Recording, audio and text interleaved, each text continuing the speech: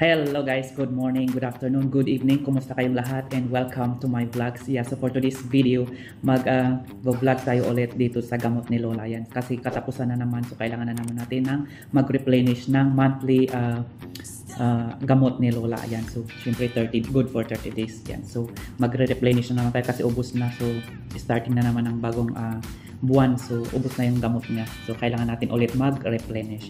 Yeah, so samahan niyo ulit ako at magre-replenish tayo guys. But before we're going to start, yeah, I really appreciate if you could consider clicking that subscribe button down below, and don't forget to hit the bell button as well for you to be notified every time I'm going to upload a new videos. Yeah, and I really appreciate it. Yeah, so let's start. Yeah, so nang dahil ito ang routine natin every first week of the month, or it's either end of the month, but usually ginagawa ko is first week of the month yun. So lahat na ubos na yung gamot, so mas maganda yung ganun para at least hindi ka malilitok sa mga gamot na nilalagay mo dito, kasi minsan nakakalito, minsan nag-stop ka dito, minsan kinuha mo dito, ayan, nakakalito. So ito empty lahat to, so magandang lalagyan ulit ng bagong gamot.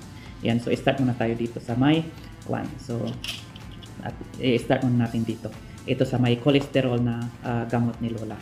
Yan, so ito yung monthly na ginagamit o iniinom niya every month. Yeah, so ito ay tawag dito is dalawang kasi ang klaseng ganito eh. Pero brand niya is Sandoz Atorvastatin. So ito ay para sa kanyang Lipitor. So ito ay 10 mg. Yan, so re-replenish natin. Pero ganito ang ginagawa ko para mas mabilis. Gumamit ako ng gloves kasi baka mapansin ni Kabayan Room na hindi ako nag-gloves. Ayan, so ganito ang gagawin natin guys.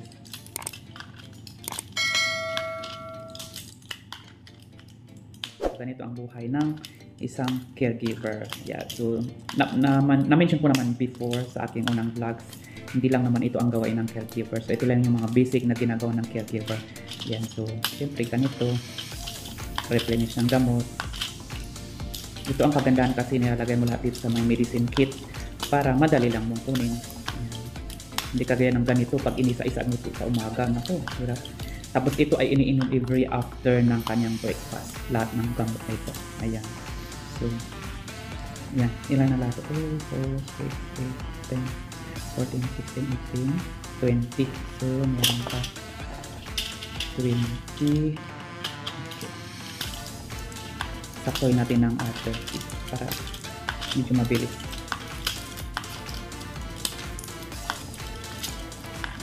Yan. So, ito yung isang gawain ng isang caregiver. Yan. Ito yung mga ginagawa. Basic. Okay, so, pagkatapos na ilalagay natin dito sa mga kit.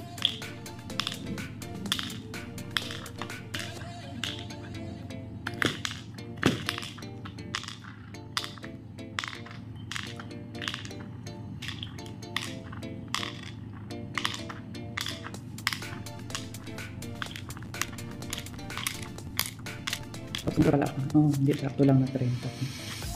Ayan, so, okay na. So, meron pa akong extra. Tabi muna natin dito.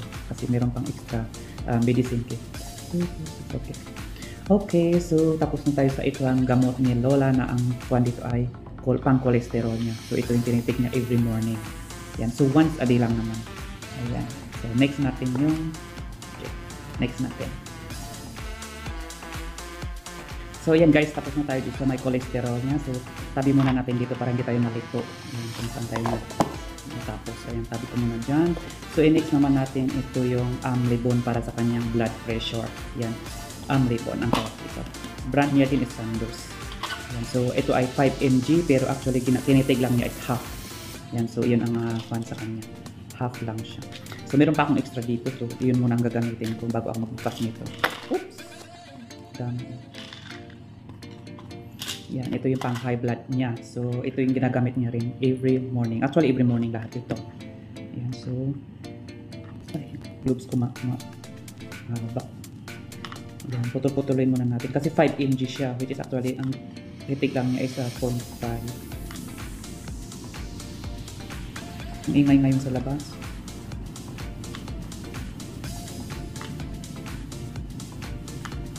So ito, ngayon lang ako nagre-refill nito kasi habang natutulog si Lola. Ayan, so re-refill muna ako dito. Kasi mamaya lunchtime kakain siya. Ayan, so ilagay natin ulit dito guys. Naliit. Minsan nabilis na madurog. Kailangan dahan-dahan siya.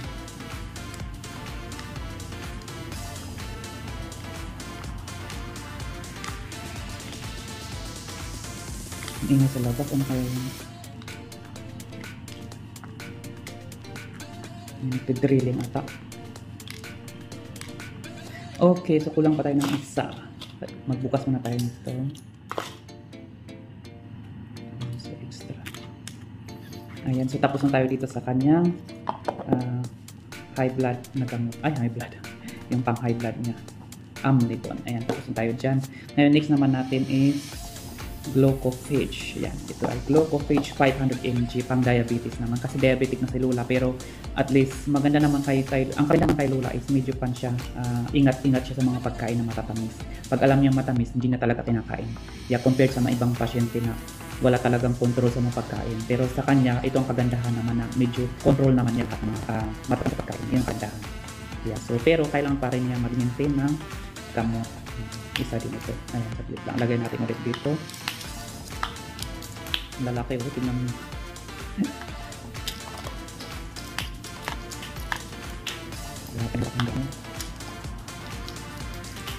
Ito naman is 500 mg.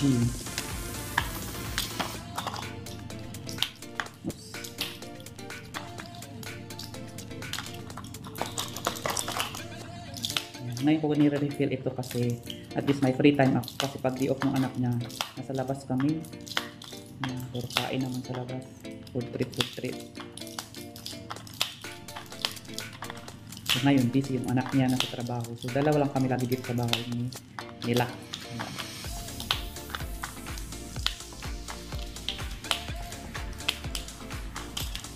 Okay, lagay na natin yung kit niya.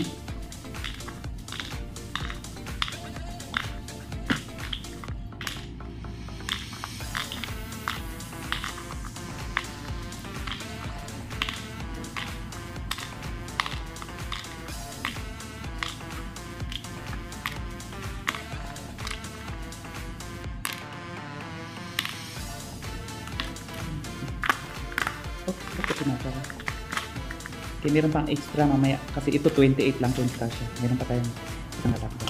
Tabi muna natin dito. Tapos na tayo dito. Ganyan ginagawa ko para hindi ako malito sa mga nire-refill ko. Ngayon naman, ito ay next. Ito naman is Gen.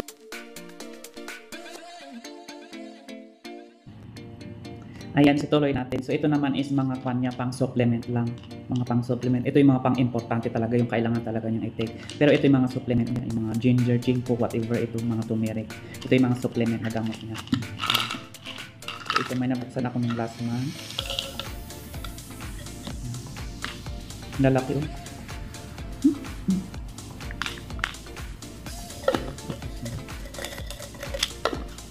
Ang dami mga ganito yan. Tinatabi ko mga to eh.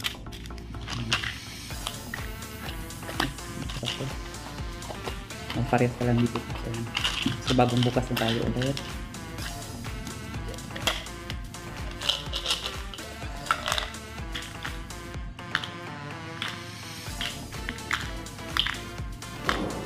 Oh no! Nagtitrilling sa taas.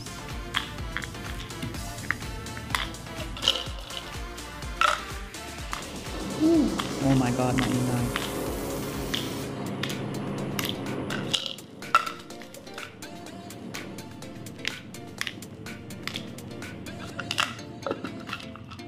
Yan, so may extra akong bottle. So tabi ko muna ulit dito. So meron pa tayong extra supplement pa niya. Ito ay Power Mecocin. Aywan ko anong to. CR+, ALA+. Ayan, basta ito yung mga kanya supplement niya. Okay, bukas na tayo dati.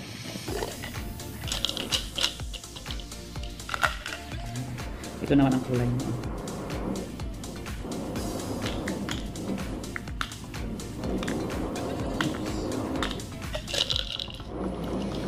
Nice.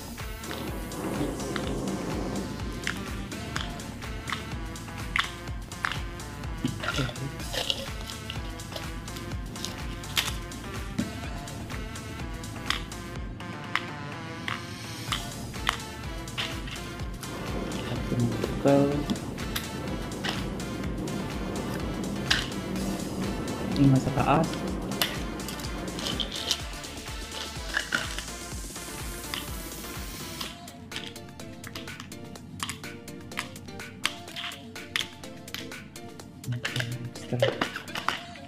Okay, pagin natin dito guys. So meron pa isang vitamin supplement ulit. Aywan ko, and ito is kulang siya. Never mind, lagay natin dito. Ito naman is Probio 8 supplement din.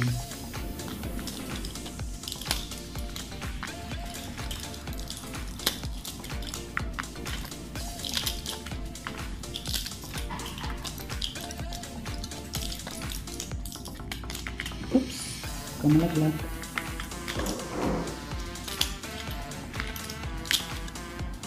Ayan, so kulang tayo ng stock ng Probio 8. So ito ang kagandahan minsan kasi pag magre-refill ka ng ganito, so at least alam mo yung ano yung kulang, kasi minsan pag bumibili yung anak niya ng gamot, ayan, at least alam niya lahat kung ano yung mga kailangan bilhin. So kailangan ko talagang ilista din yun. So iyon, so kulang tayo niyang Probio 8. So ayan, may kulang tayo. At ang kulang din dito is meron din siyang vitamin C. So kulang pa tayo ng vitamin C. Actually, ubos na yung vitamin C niya. So actually, ang iniinom niya everyday, every morning after ng breakfast niya is peto na gamot. Ayan, so yes guys, so ito yung mga basic na ginagawa ng caregiver kagaya ko. Ayan, so shout out sa mga kagaya ko dyan na caregiver. Ayan, so ganito yung isang basic na trabaho natin or trabaho namin na caregiver. Ayan. So that's it for today guys. So I hope you enjoyed this video. And if you do so, please don't forget to share, like, comments, and subscribe. And if you have experience like this, please share as well in the comments below. And we'll see you again on my next video. Yeah. Thank you so much. God bless to all. And bye for now.